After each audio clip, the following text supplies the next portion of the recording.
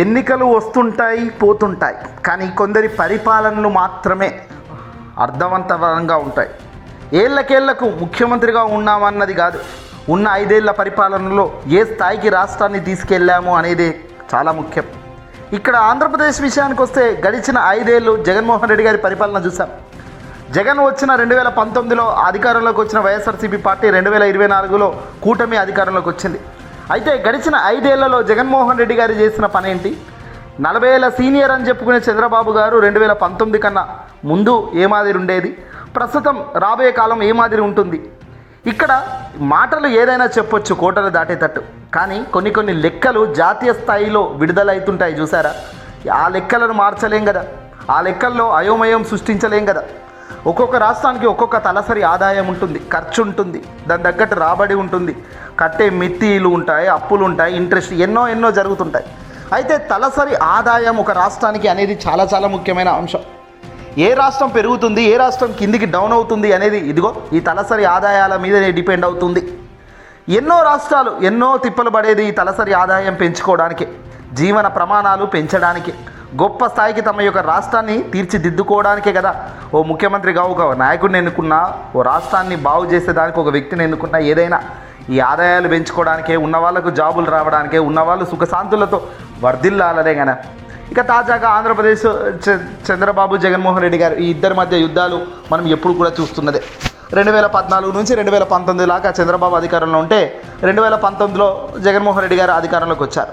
అయితే ఇక్కడ తలసరి ఆదాయం అనే విషయానికి వచ్చేసరికి ఆంధ్రప్రదేశ్లో తలసరి ఆదాయం వైఎస్ జగన్మోహన్ రెడ్డి గారి హయాంలో 2019 నుంచి 2024 దాకా భారీగా పెరిగింది అనేది ఇప్పుడు ఆర్బీఐ స్పష్టంగా గణాంకాలు విడుదల చేసింది.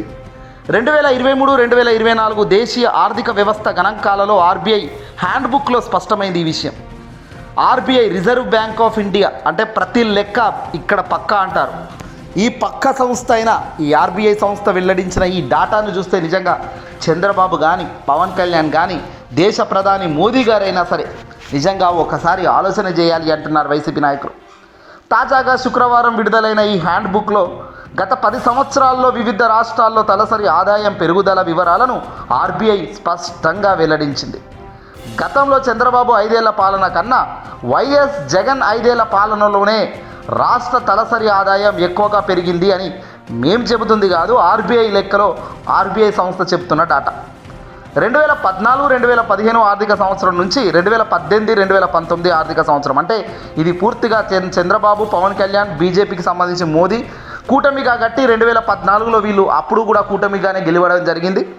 ఈ 2014 నుంచి 2019 దాకా వాళ్ళే అధికారంలో ఉన్నారు. మరి వాళ్ళ అధికారంలో ఉన్నప్పుడు ఈ 40 ఏళ్ల చరిత్ర కలిగిన సుదీర్ఘ రాజకీయ అనుభవం ఉన్న వ్యక్తి చంద్రబాబు నాయుడు గారు రాష్ట్రాన్ని పరిగెత్తిస్తాడన్నారు. నిజంగా ఒకసారి పరిగెత్తించాడా?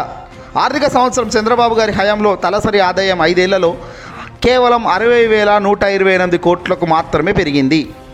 ఇక ఆ తర్వాత 2019లో జగన్మోహన్ రెడ్డి గారు వైఎస్ఆర్సీపీ పార్టీ అధికారంలోకి రావడం జరిగింది. గుణాత్మకమైన మార్పులకు శ్రీకారం చుట్టారు.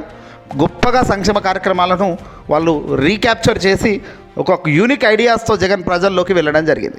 ఇక 2019, 2020 నుంచి 2023, 2024 దాకా చూస్తే ఆర్థిక సంవత్సరం వరకు వైఎస్ జగన్ పాలనలో తలసరి ఆదాయం 88,000 కోట్ల 448కి పెరిగిందని ఆర్బీఐ గణాంకాలు క్లియర్గా చెబుతున్నాయి.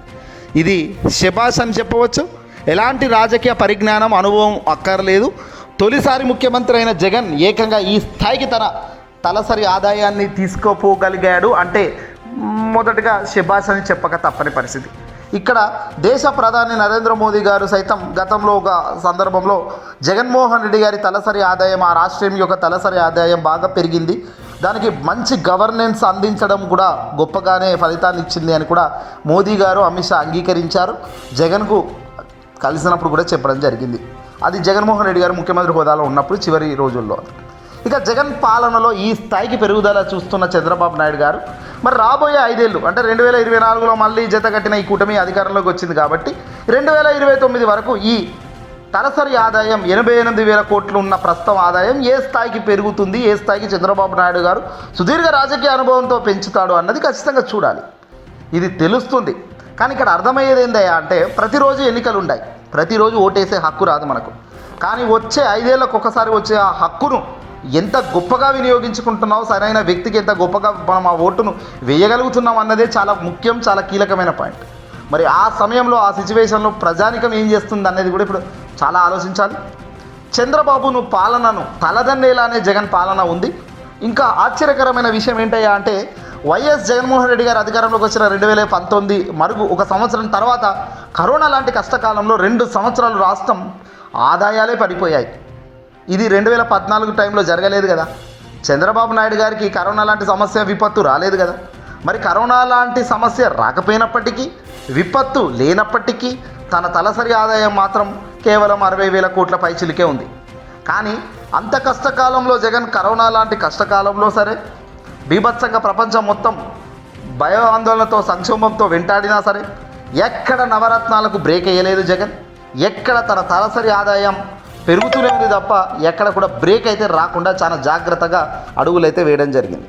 దీన్ని బట్టే ఆలోచించవచ్చు ఏ వ్యక్తికి ఆలోచన శక్తితో అడుగులు వేస్తున్నాడు, ఏ వ్యక్తికి అనుభవం ఉంది, ఏ వ్యక్తి అనుభవంతో రాష్ట్రం గొప్ప స్థాయికి వెళ్ళింది. మాట్లాడితే చంద్రబాబు నాయుడు గారు అసలు అనుభవం లేదు, ఇలాంటి ముఖ్యమంత్రికి, ఇలాంటి వ్యక్తికి ముఖ్యమంత్రి అవకాశం ఇస్తే నాశనం అవుతుంది రాష్ట్రం అని పదే పదే చంద్రబాబు నాయుడు గారు పలు మీటింగ్లో చెప్తుంటారు.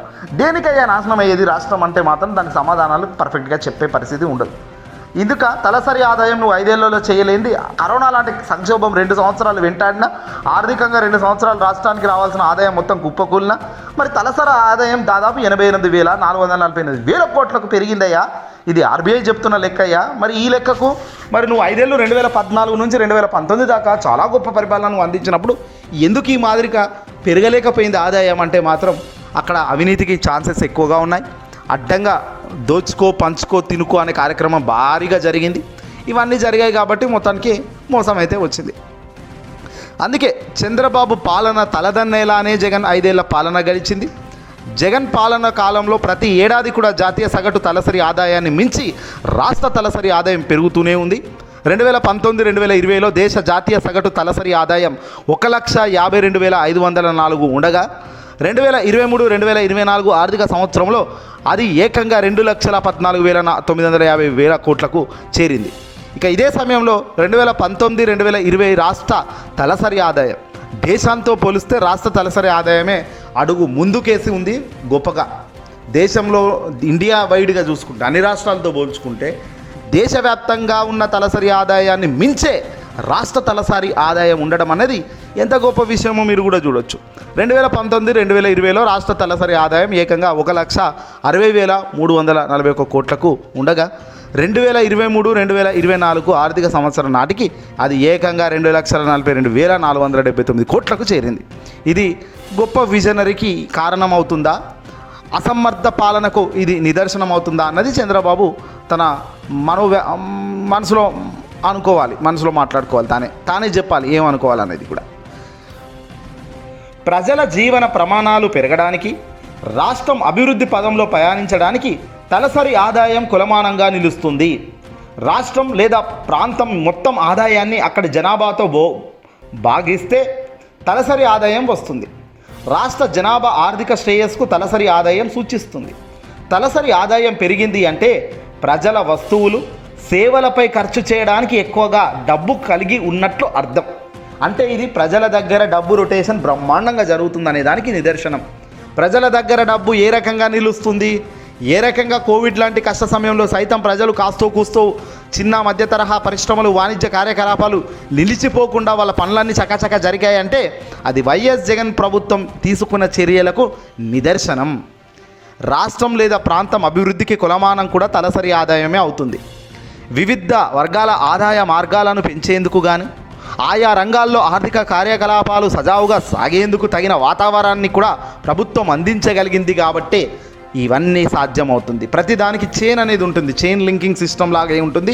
ప్రభుత్వం అనుమతులు, ప్రభుత్వం వెసులుబాటులు, ప్రభుత్వం యొక్క చిత్తశుద్ధితో వ్యవహరించిన తీరుకు, అవినీతి రహితంగా చేసిన కార్యక్రమాలకు భాగంగా ప్రజల జీవన ప్రమాణాలు పెరగడం వల్ల అక్కడ డబ్బు ఖర్చే కష్టకాలంలో సైతం కాస్తో కూస్తో డబ్బు రొటేషన్లో ప్రజల్లో కూడా ఆ డబ్బు రొటేషన్ అనేది ఉంది కాబట్టి ప్రజల చేతిలో డబ్బులు చేరవేస్తేనే ఆర్థిక రంగానికి మేలు జరుగుతుందనే ఉద్దేశంతో నవరత్నాలు అనే ఒక గొప్ప పథకాలు లబ్ధిదారులకు నేరుగా ఖాతాలోకి జమ చేయడం, ఇలాంటి కార్యక్రమాలు ఎంతో ఈ ఆదాయాన్ని పెంచే కార్యక్రమానికి శ్రీకారం చుట్టింది.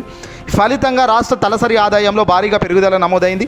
అంతేకాకుండా గత 5 ఏళ్లలో జాతీయ సగటు తలసరి ఆదాయాన్ని మించి రాష్ట్ర తలసరి ఆదాయం పెరగడం అంటే చాలా గొప్ప విషయం.